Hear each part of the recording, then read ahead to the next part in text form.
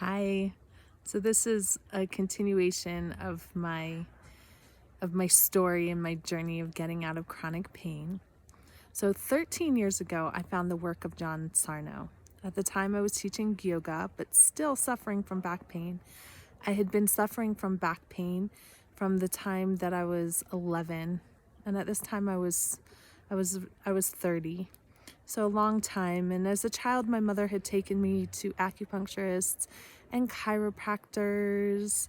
She even took me to learn the Alexander method to improve my posture, and maybe that would help. And nothing really helped. It wasn't like I was in pain all the time, but I would have significant episodes where I would just be in a tremendous amount of pain. I couldn't sit down or stand up without experiencing pain.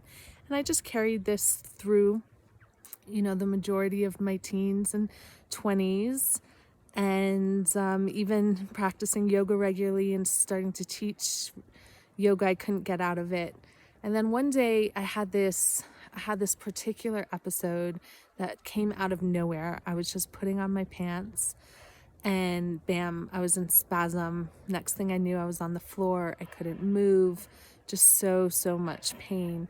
And my mom had been after me for a while to read Dr. John Sarno's book, Healing Back Pain. And I had been skeptical, but I decided this was it. I really had to do it. And what Dr. Sarno noticed in his career was that there's no correlation between what a person's scan looks like and how much pain they experience.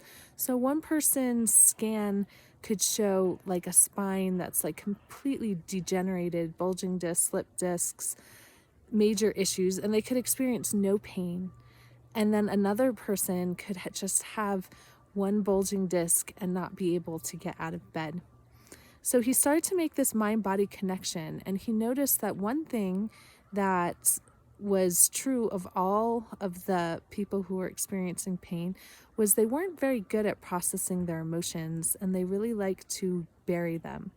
So he came up with this way that you would acknowledge the fact that you repress emotions, and just through that acknowledgement it would allow you to get out of pain.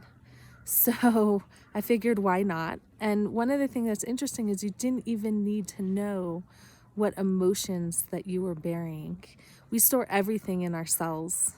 Our cells remember everything. But for this process, you didn't even have to know what it was. So I had just started a regular meditation practice at this time, and I started to incorporate this release, this letting go of suppressed emotions. And I sat down in one particular session.